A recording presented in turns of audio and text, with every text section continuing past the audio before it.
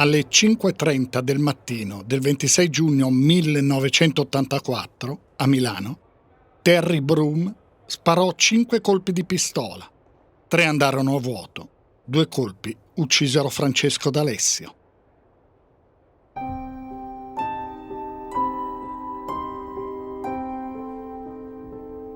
Terry Broom era una ragazza americana di 26 anni. Era in Italia perché voleva lavorare come modella. Francesco D'Alessio, quarantenne, apparteneva a una famiglia proprietaria di una delle più importanti scuderie di cavalli italiane. L'omicidio avvenne in un palazzo di Corso Magenta, in centro, di proprietà della famiglia Cabassi, noti costruttori milanesi. Il giorno dopo i quotidiani e i telegiornali titolarono «Delitto nella Milano Bene». Poi gli anni successivi nelle cronache fu ricordato come l'omicidio della Milano da bere. Quella frase, Milano da bere, è entrata nel linguaggio comune. Fu il fortunato slogan di una campagna promozionale realizzata da un pubblicitario molto noto, Marco Mignani. Lo spot era questo.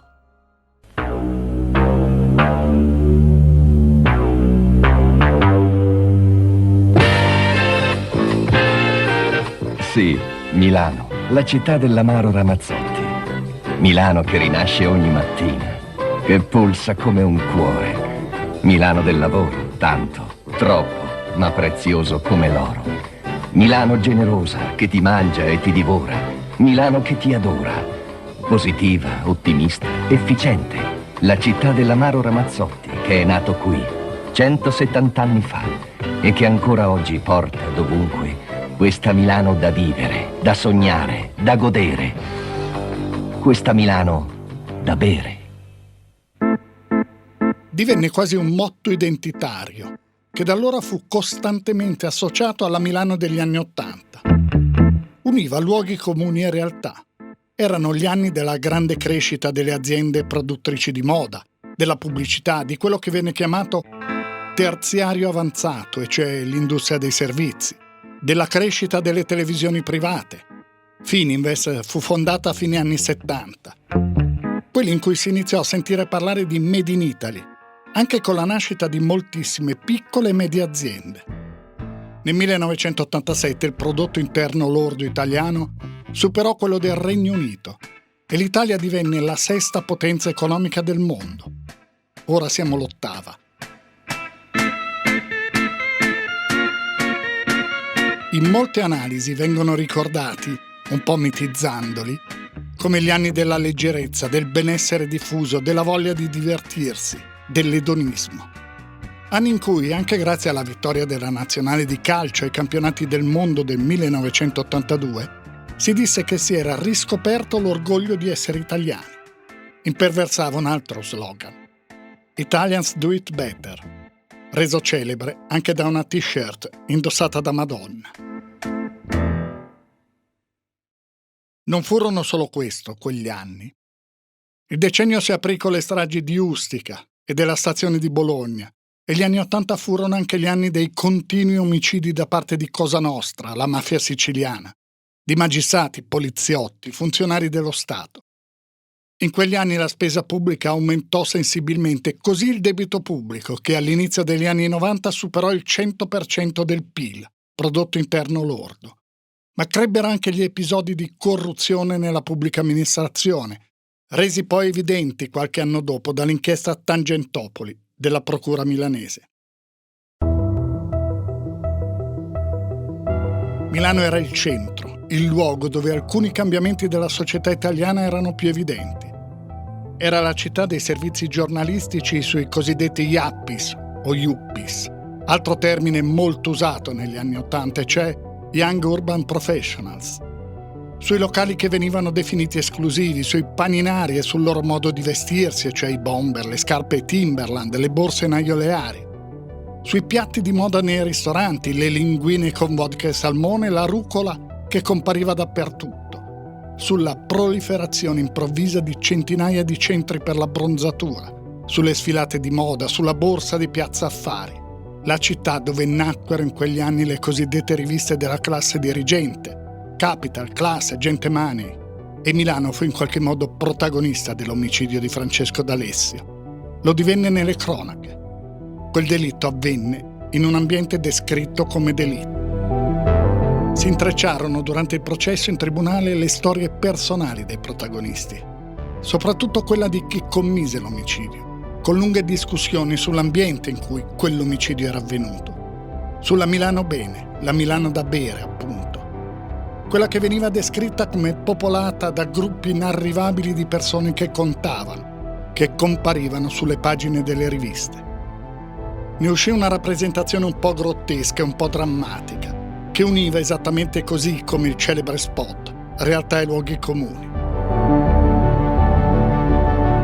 Le indagini non furono complesse, o almeno non lo furono per individuare la responsabile di quel delitto, ma si discusse molto sul movente, sul percorso che aveva portato a ciò che accadde la mattina del 26 giugno 1984, sui rapporti tra i protagonisti di quella vicenda, sull'attrazione che la possibilità di lavorare nel mondo della moda a Milano esercitava su tante ragazze, come per tanti quelle ragazze divenissero quasi oggetti da conquistare e collezionare, e anche sulla dipendenza da sostanze, in questo caso la cocaina. E vedremo come anche questo sarà parte del processo.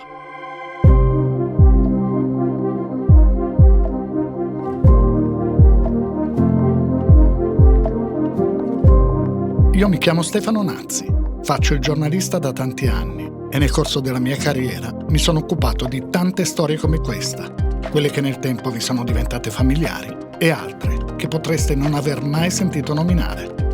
Storie di cronaca nera, di cronaca giudiziaria. Il podcast che state ascoltando si intitola Indagini ed è prodotto dal Post. Vi racconterò ogni mese, una volta al mese, una di queste storie, tentando di mostrare non tanto il fatto di cronaca in sé, il delitto in sé, bensì tutto quello che è successo dopo, il modo in cui si è cercato di ricostruire la verità, le indagini giudiziarie e i processi, con le loro iniziative, le loro intuizioni e i loro errori. Il modo in cui le indagini hanno influenzato la reazione dei media e della società e il modo in cui i media e la società hanno influenzato le indagini.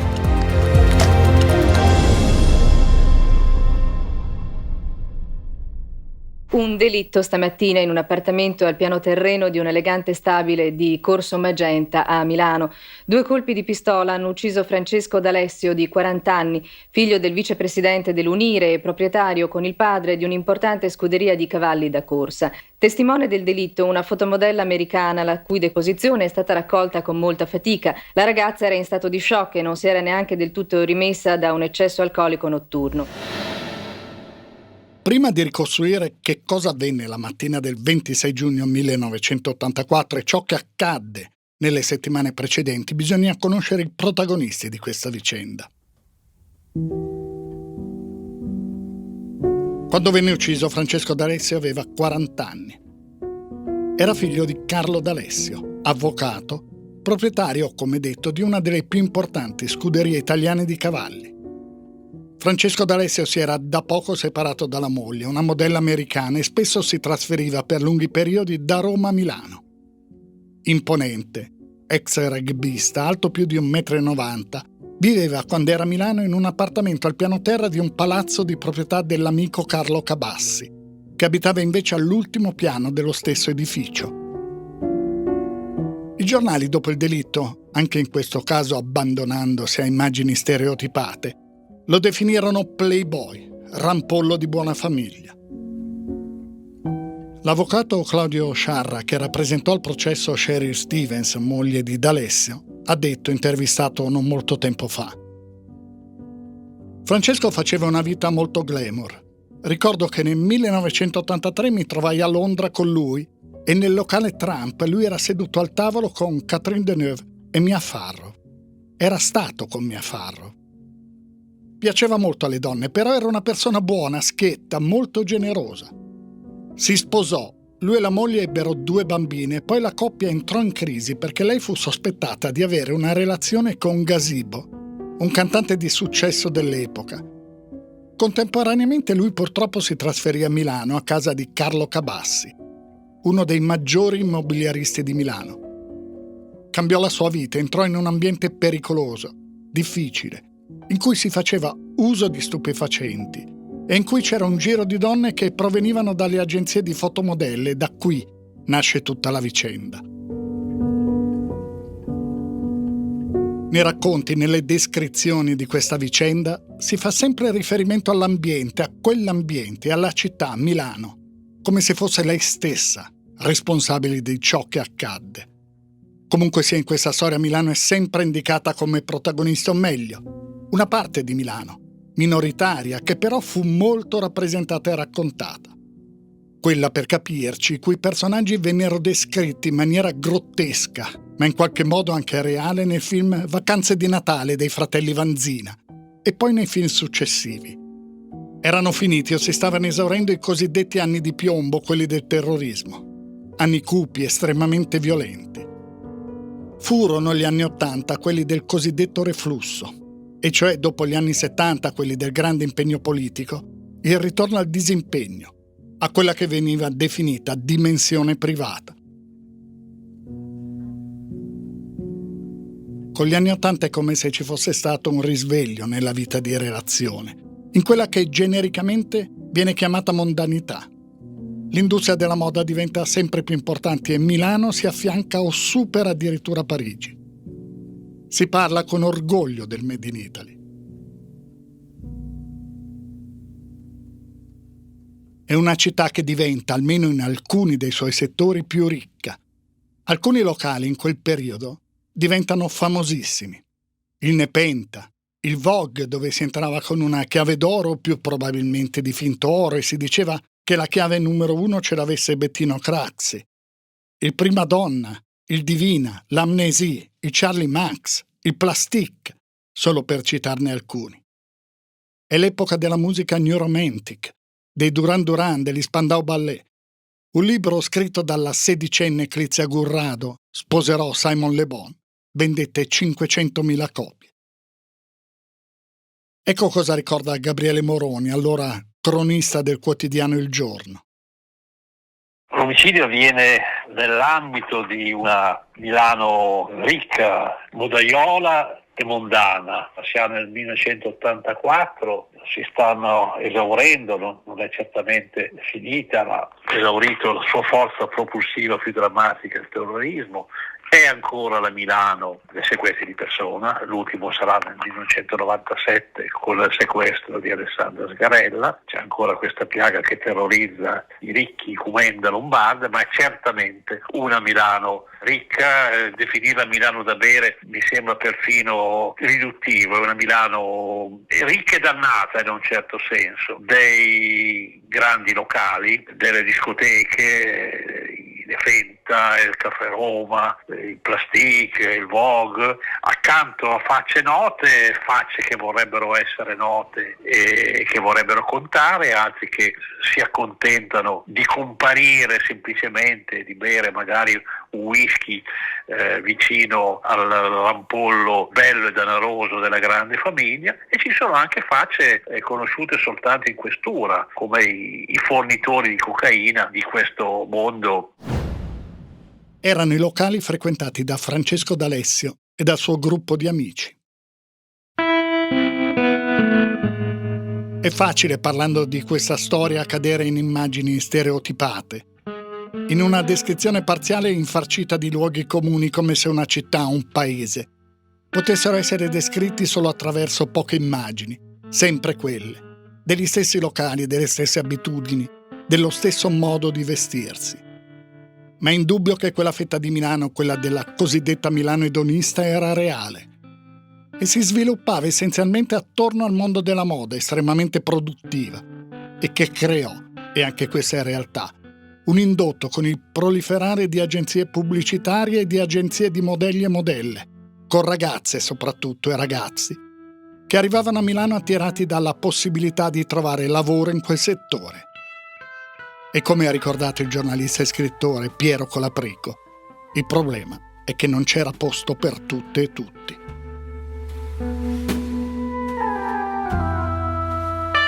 Ma appunto c'era anche altro. Ha detto Achille Serra, forse il poliziotto più famoso d'Italia. Intervistato all'interno del programma Cronache Criminali di Giancarlo De Cataldo. Parlavano della Milano da bere. Io che dirigevo la squadra mobile la chiamavo la Milano da temere, perché succedeva di tutto. Spaccio di cocaina, di eroina, rapine, sequestri di persona, anche se il fenomeno stava andando a scemare. In quegli anni soprattutto la Milano cosiddetta bene era assolutamente in preda alla cocaina. La cocaina scorreva come fiumi. Soprattutto alla sezione omicidi, alla sezione rapine e alla sezione sequestri di persona, eravamo impegnati giorno e notte e mentre noi sgobbavamo, dalla mattina alla sera, in questo contesto si inserisce la Milano del vizio.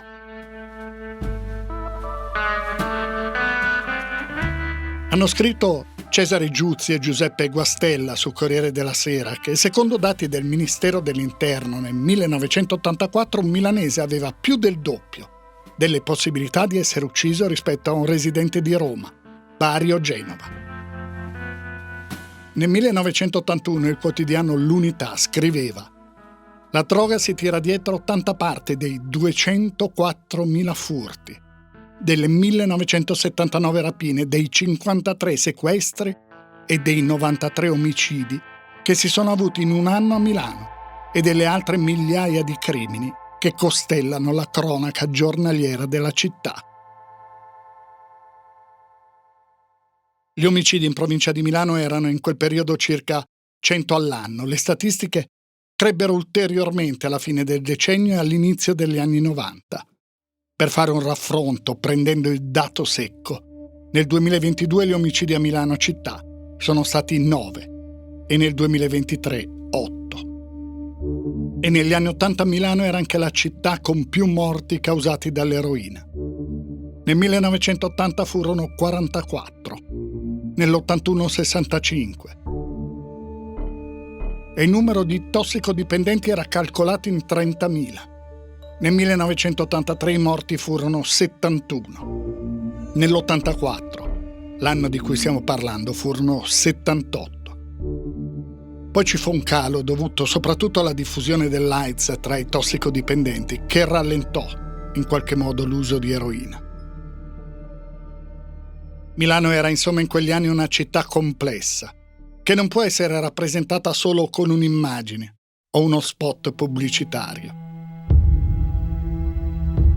Quando Terry Broom arriva a Milano a 26 anni, è nata nella South Carolina, figlia di un ex sergente dell'aeronautica che aveva combattuto in Vietnam.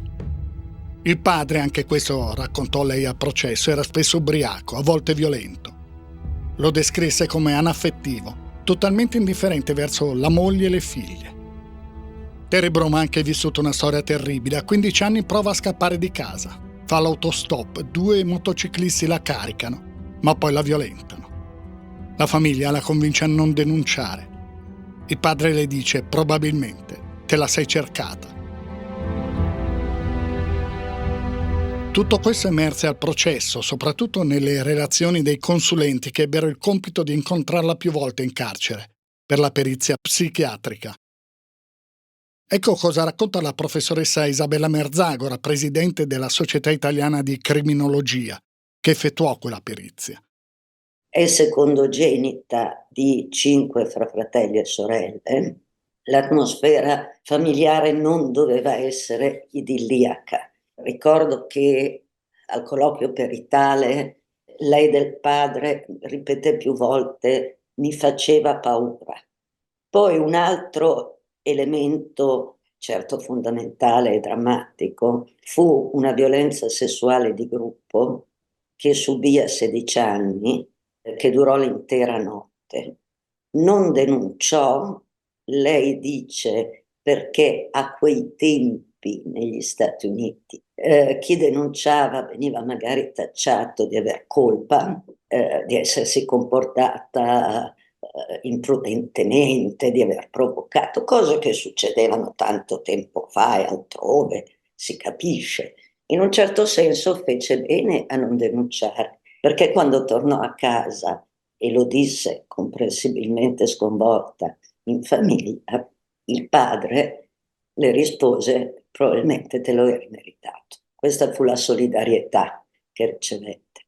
Si sposa a 18 anni, il matrimonio dura un annetto, ha poi un paio di relazioni. È da citare che iniziò poi alcune esperienze omosessuali motivate dal fatto che trovava le donne più gentili degli uomini, evidentemente, insomma, le esperienze l'avevano portata a questo.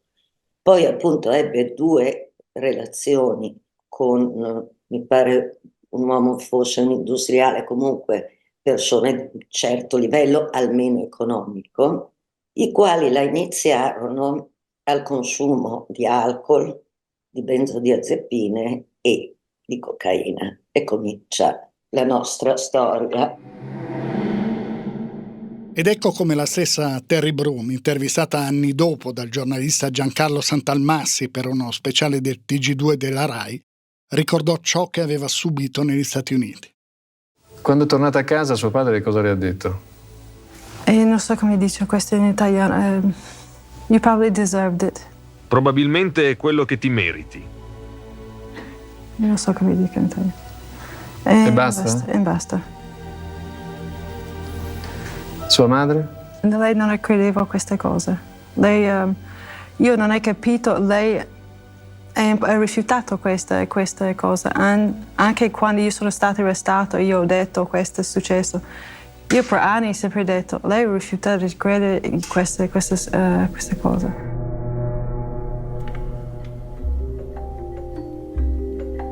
Si sposa giovanissima per andarsene dalla famiglia. Il matrimonio dura meno di un anno.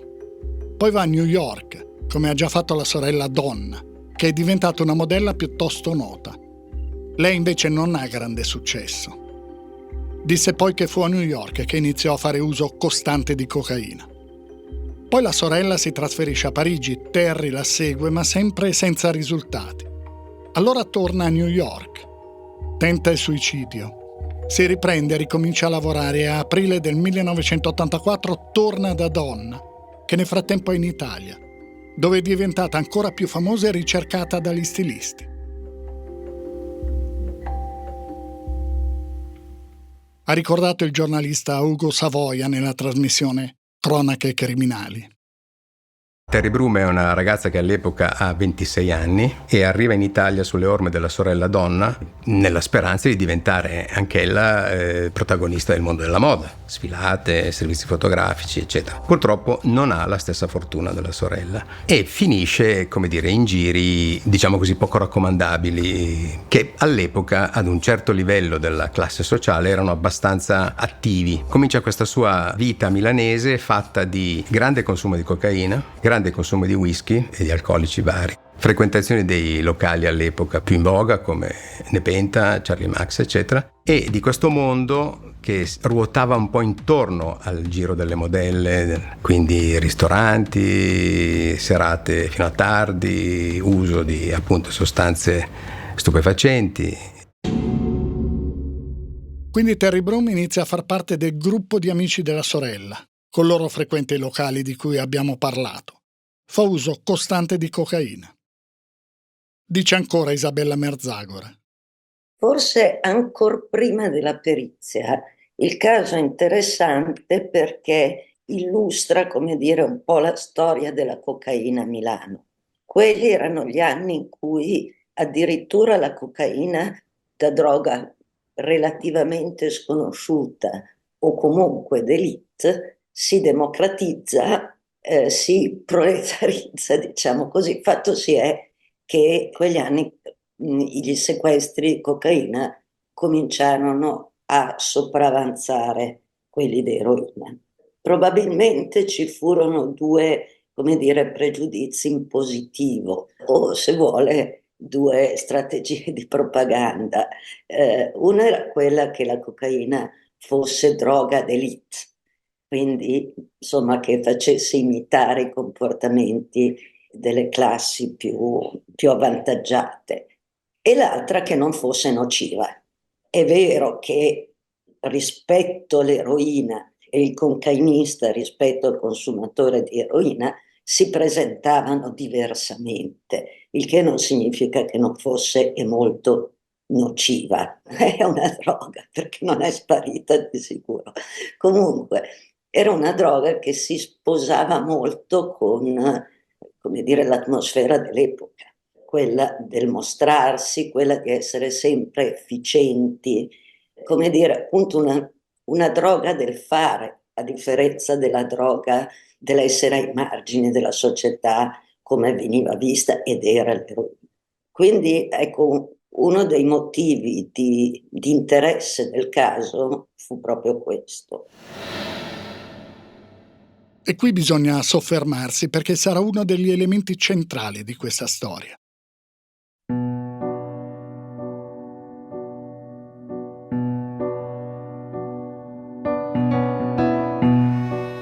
L'uso e l'abuso di cocaina, molto diffusa nell'ambiente frequentato in quei mesi da Terry Broom e comunque in generale sempre più diffusa.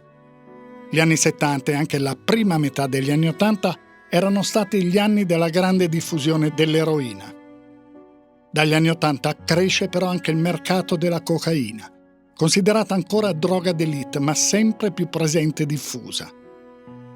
Nel 2023 la cocaina ha rappresentato il 22,3% di tutti i sequestri effettuati in Italia dalle forze dell'ordine nelle operazioni antidroga. La marijuana ha rappresentato il 45,3%, l'hashish il 30,6%. È dipendente da cocaina il 39,5% delle persone in cura presso comunità terapeutiche.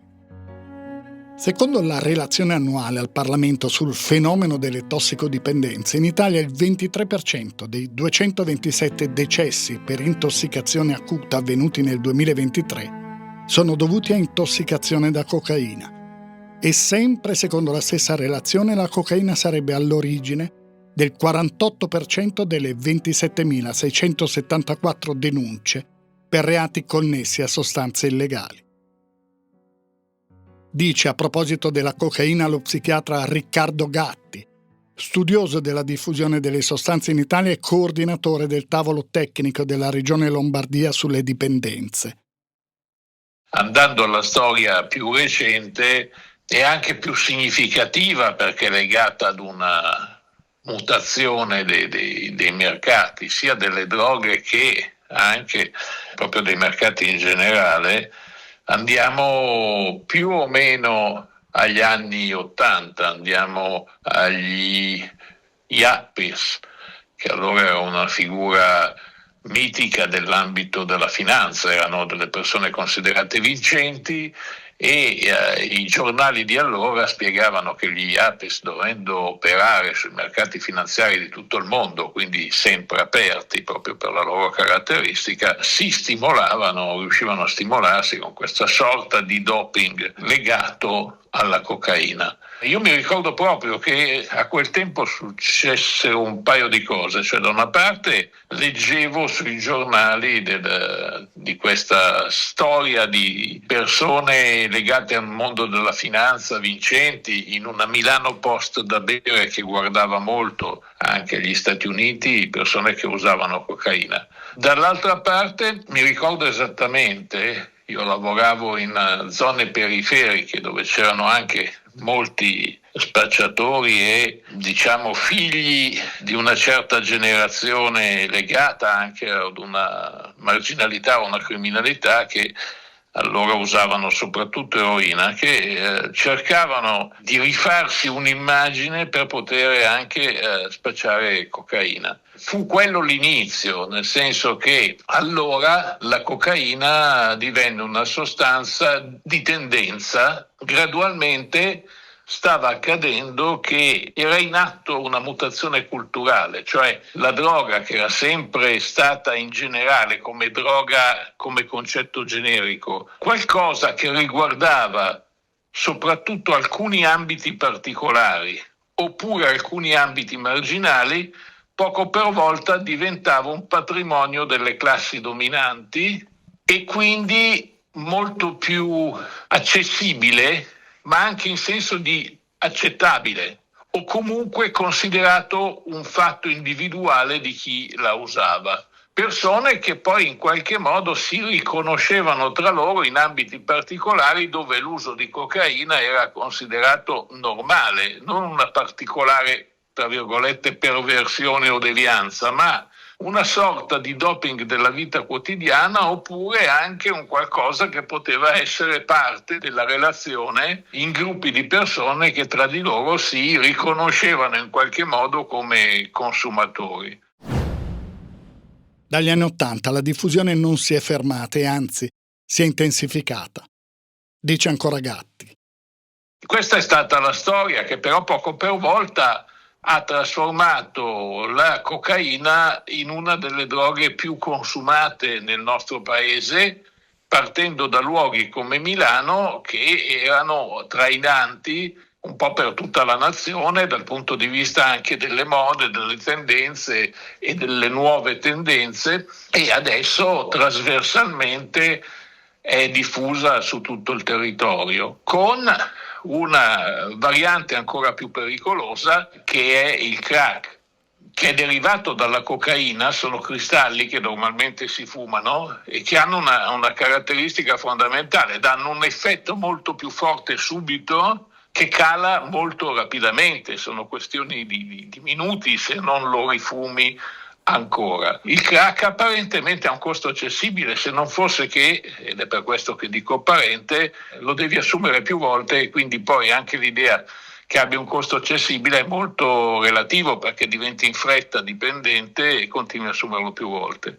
Il crack si sta diffondendo molto e quando si diffuse negli Stati Uniti ebbe un impatto devastante. La cocaina arriva in Europa a tonnellate, quindi non è una sostanza rara, una sostanza molto presente, e quindi chi la commercia può fare diverse gradazioni di potenza e anche diversi prezzi. È molto diffusa e è quella che si cerca di più, anche se gradualmente il mercato si sta spostando sempre più, ma questa è una situazione che avverrà nei prossimi anni soprattutto, ma questa è la tendenza, verso mix di sostanze, e in questi mix di sostanze ci sono sostanze sintetiche, quella che viene chiamata cocaina rosa, che non c'entra nulla con la cocaina, non è una cocaina, ma è un mix di sostanze sintetiche stimolanti, che a seconda dei casi viene anche preparato in modi diversi. Io credo che il futuro possa essere andare a comprare un effetto più che una sostanza, un effetto dato da mix di sostanze diverse. Ma torniamo ai mesi precedenti all'omicidio di Francesco D'Alessio. Terry Broom abita con la sorella nel residence Principessa Clotilde in Corso di Porta Nuova. Racconta Isabella Merzagora.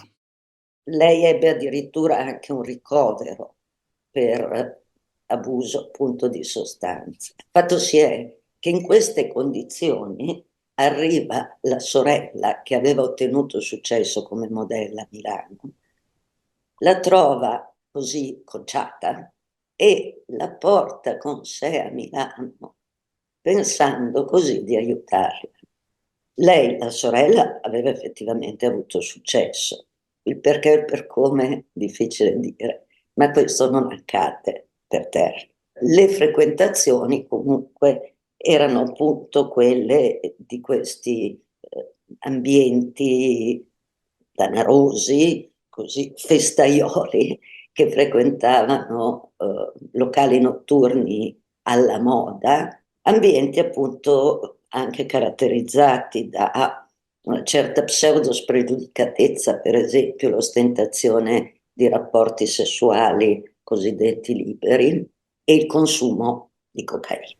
Lei ne consumava moltissima. Le dichiarazioni, per esempio, proprio sull'ultimo giorno prima del delitto, furono di un consumo in un paio di giorni di 5 grammi.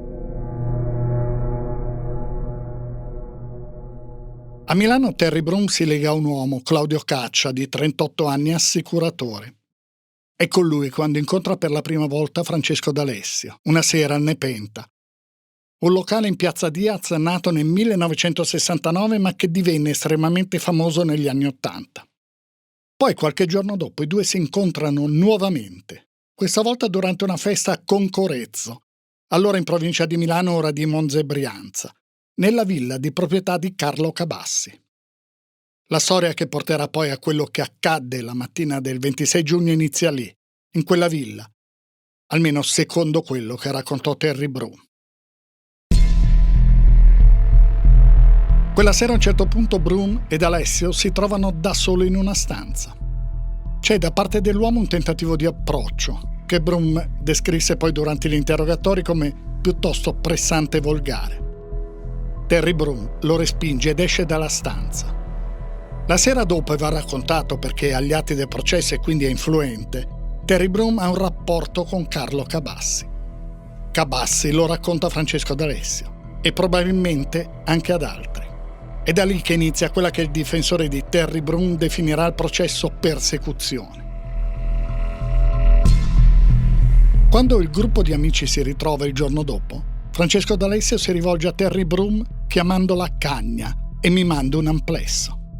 Sono scene piuttosto squallide, quelle che vennero raccontate al processo, ma fu questa la ricostruzione che venne fatta degli avvenimenti.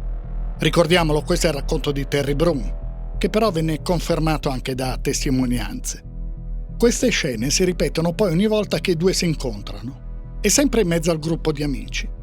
E sempre secondo la ricostruzione che venne fatta al processo, Francesco D'Alessio inizia a raccontare agli amici che Terry Broom, quella sera, dopo la festa di Concorezzo, non ha avuto rapporti solo con Carlo Cabassi, ma con 6 uomini contemporaneamente. Sembrano racconti usciti da un film di serie B, ma è rilevante per capire ciò che accadde dopo. Di questo si parlerà molto al processo e il racconto di questi eventi porterà molti di coloro che seguirono ciò che accadeva in tribunale a una sorta di giustificazione, di comprensione nei confronti di chi era imputato del delitto.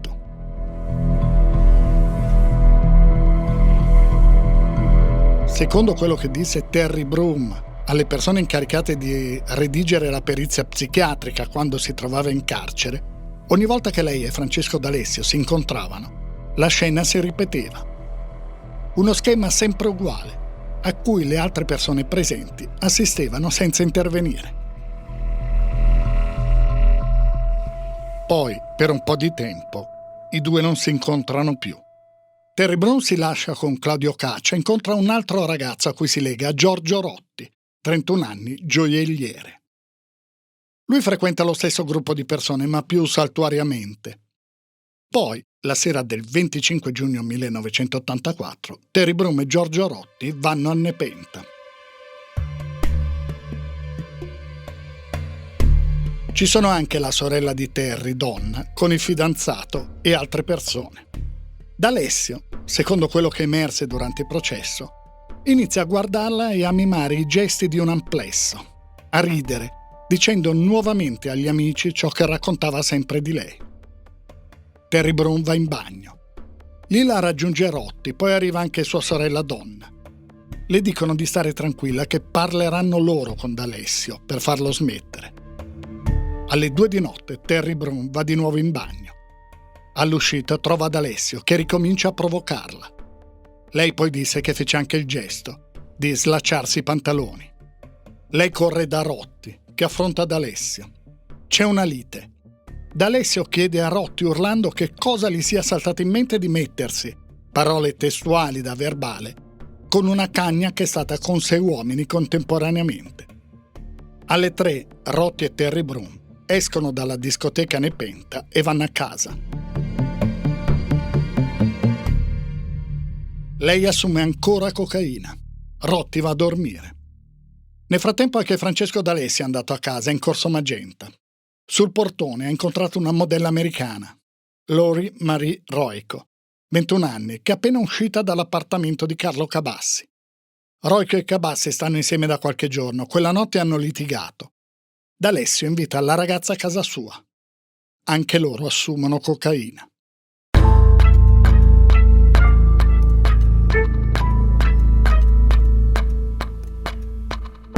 Nel frattempo Terry Broom, a casa di Giorgio Rotti, trova, casualmente, così disse lei, una pistola revolver Smith & Wesson calibro 38, regolarmente denunciata dal gioielliere.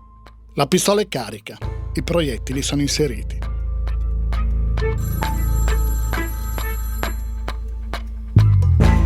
Alle 4:30 del mattino nell'appartamento di D'Alessio arriva una telefonata. A chiamare Terry Broom, che dice però di essere Anna, un'altra ragazza che frequentava quel gruppo di amici. Parla in inglese e dice: «Ciao, ti ricordi di me? Che stai facendo? Posso venire a trovarti?» «Certo», risponde D'Alessio, «vieni pure, sono qui con un'amica». Terry Broom arriva, citofona, dice ancora di essere Anna, sale nell'appartamento. Ecco cosa ricorda Isabella Merzagora. La sera prima del delitto, in un locale, famoso locale notturno milanese, lei era col fidanzato. Si incontrarono con la vittima che ricominciò sia gli appuntamenti sia la narrazione, l'aneddoto insomma sul rapporto di gruppo, tanto che il fidanzato si fece ridare l'anello di fidanzamento. Lei, mi ricordo che commentò, capì che non avrebbe voluto sposare una così non per bene. Come dicevamo, è tutto punteggiato da continui consumi di cocaina. A un certo punto lei tornò a casa nel residence, dove viveva peraltro col fidanzato. Non riusciva a dormire, la cosa non ci meraviglia, visto il consumo di cocaina. Si mise a frugare in una borsa per cercare dei giochini, passare il tempo. Purtroppo, invece, oltre ai giochini, trovò una rivoltella. Lei dice: mi venne in mente lui, cioè la vittima. Gli telefonò, disse che l'avrebbe raggiunto a casa di lui.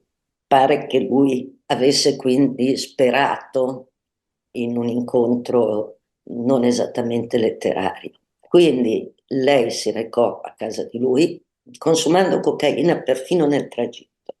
Salì, lui era con una ragazza, ci fu uno scambio verbale, poi forse una colluttazione, cioè sembra, naturalmente questa poi è la versione di lei, sembra che appunto non è che lei avesse estratto la rivoltella e gli avesse sparato subito.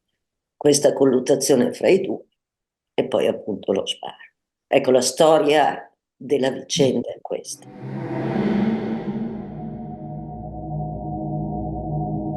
Terry Broom dirà poi che la sua intenzione era quella di minacciare D'Alessio. A un certo punto tirò fuori la pistola. Secondo il suo racconto ci fu una colluttazione. Poi, disse lei testualmente durante l'interrogatorio, la pistola ha sparato. Terry Broom spara 5 colpi. 2 raggiungono Francesco D'Alessio, uno al petto, l'altro alla tempia. Poi lascia la casa e torna nell'appartamento dove in quel momento sta ancora dormendo Giorgio Rotti. In un'intervista data a Enzo Biagi anni dopo, Terry Broom disse: «È stato senz'altro un tremendo errore. Non era premeditato, non ero assolutamente andata là per uccidere. Ero andata solo per parlare con lui. Poi la cosa si trasformò in un incubo e da allora io vivo con quest'incubo». Dice la psicologa e criminologa forense Fabiana Salucci.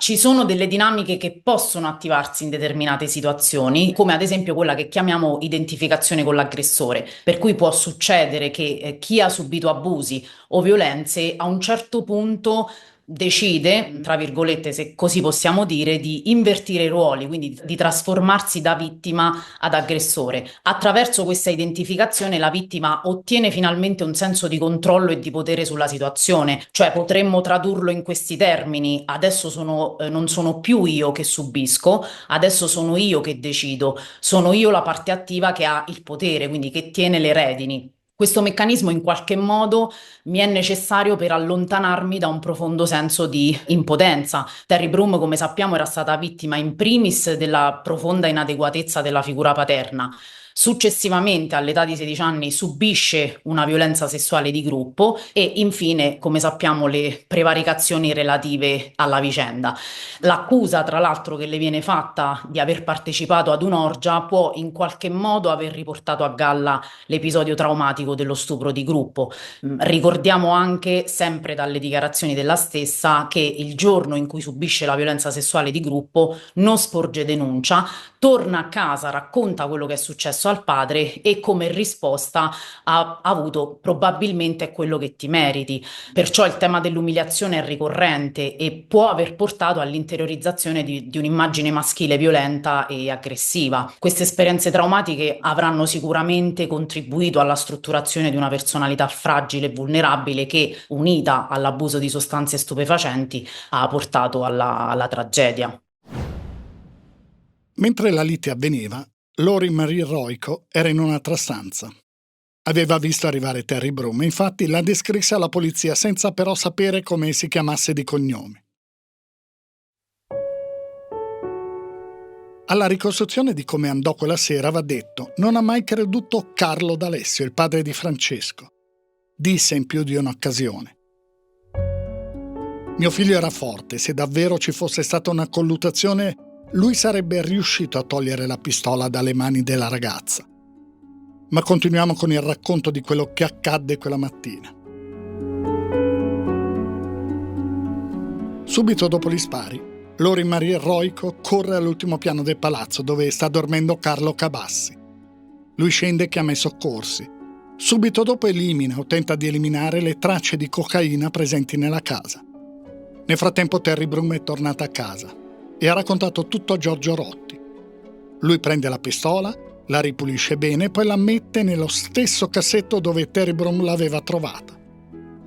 Quindi aiuta la ragazza a preparare la valigia, l'accompagna all'aeroporto di Linate dove Broom prende un volo per Zurigo. Si mettono d'accordo per sentirsi telefonicamente quella sera alle 19. Disse, intervistato per una trasmissione della rete La 7, l'avvocato Raffaele Della Valle, che difese Terry Broom. Si sentiva ovviamente come colei che aveva causato la morte di D'Alessio.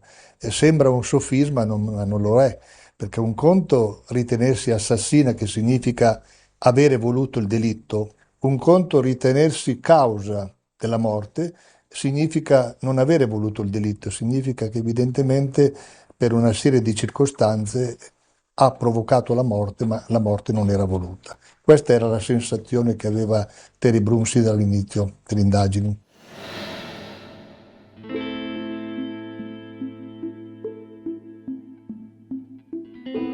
La polizia arriva nell'appartamento dove è avvenuto l'omicidio alle 8:16, chiamata da Carlo Cabassi. Sia lui che Lori Marie Royko vengono portati in questura. Ad ascoltarli è un dirigente della squadra mobile, Enrico Macri. Al colloquio con la ragazza americana è presente un interprete, lei non parla italiano. Royko ripete continuamente il nome Terry. Dice che vive, come d'altronde lei stessa e altre ragazze americane, nel residence Principessa Clotilde. La squadra mobile si reca nel residence e non è difficile a quel punto associare al nome di Terry anche il cognome. Ed è altrettanto facile poi risalire anche a Giorgio Rotti, l'uomo che era con Broom la sera precedente all'omicidio. Nell'appartamento di Rotti viene trovata la pistola Smith & Wesson. Lui però dice di non sapere nulla di ciò che è avvenuto. Racconta di essere stato la sera del 25 giugno al Nepenta con Terry Broom. Dice che poi erano tornati a casa e lui si era addormentato e che poi al risveglio la ragazza non c'era.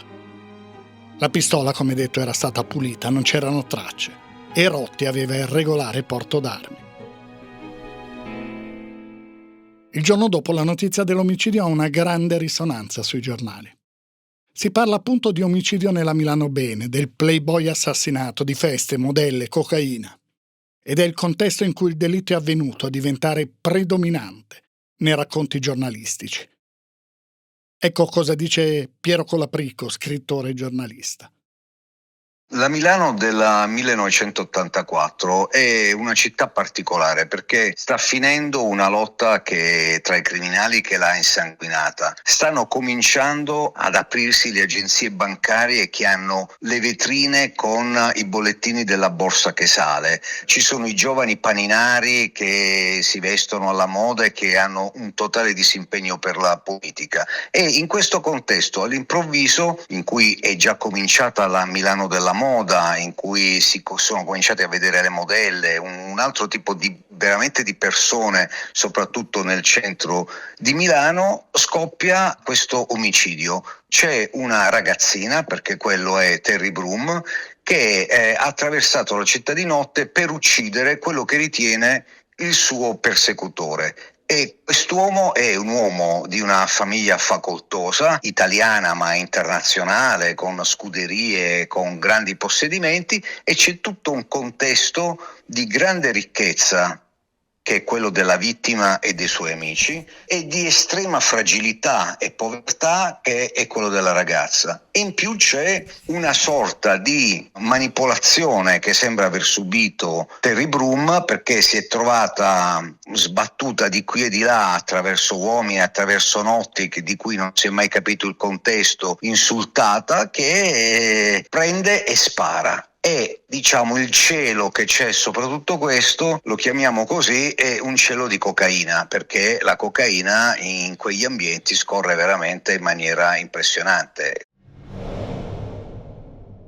Il giorno dopo l'omicidio, Enrico Macri, il dirigente della squadra mobile, riceve verso le 13 una telefonata anonima. A parlare un uomo dice che Terry Broom in quel momento si trova a Zurigo, dove è scappata, e indica anche esattamente il nome dell'albergo dove si trova. Così Macri ha ricordato quella telefonata, intervistato per la trasmissione della 7. Nella tarda mattinata, intorno alle 13, ricevetti una telefonata anonima che mi diceva che l'omicida era scappata a Zurigo e che si trovava presso l'hotel Banposto di Zurigo. I rapporti tra la polizia italiana e quella svizzera erano e sono ottimi. Macri telefona alla questura di Zurigo e chiede che venga fatto un sopralluogo nell'albergo. Dopo qualche ora la polizia svizzera chiama Macri e conferma che Terry Broom è lì. È stata prelevata e si trova in quel momento in questura a Zurigo. Alla prima contestazione fattale da un dirigente della polizia di Zurigo, ammette subito la responsabilità nell'omicidio di Francesco D'Alessio. Macri chiede alla Procura di Milano che venga emesso un mandato d'arresto internazionale, poi parte per Zurigo. Intanto della ragazza sui giornali si viene a sapere tutto: che è affetta da epilessia, che fa largo consumo di alcol e cocaina. Si dice che negli Stati Uniti era stata ricoverata per un certo periodo in una clinica psichiatrica. Lo stesso avviene per Francesco D'Alessio. Abbiamo già visto come venne descritto e raccontato dai giornali. Si delinea da subito quello che sarà il centro del processo. È stato un delitto premeditato o di impeto. Potrà essere invocata dalla difesa la circostanza attenuante prevista dall'articolo 62 del Codice Penale, che consiste nell'aver agito in stato di ira determinato da un fatto ingiusto altrui, e la dipendenza, o comunque essere sotto l'effetto di una sostanza, la cocaina in questo caso, può essere considerato un attenuante.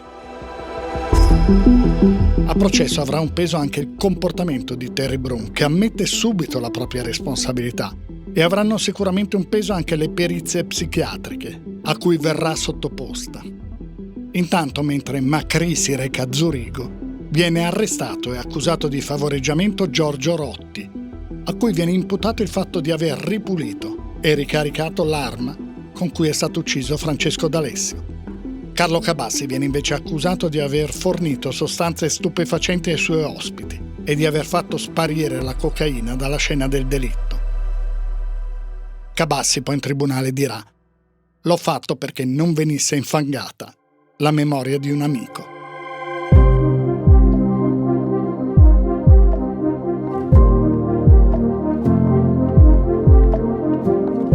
Avete ascoltato la prima parte della nuova storia di Indagini sull'omicidio di Francesco D'Alessio, avvenuto a Milano il 26 giugno 1984. Trovate già la seconda parte sull'app del Post e su tutte le principali piattaforme di podcast. Indagini è un podcast del Post, scritto e raccontato da Stefano Nanzi.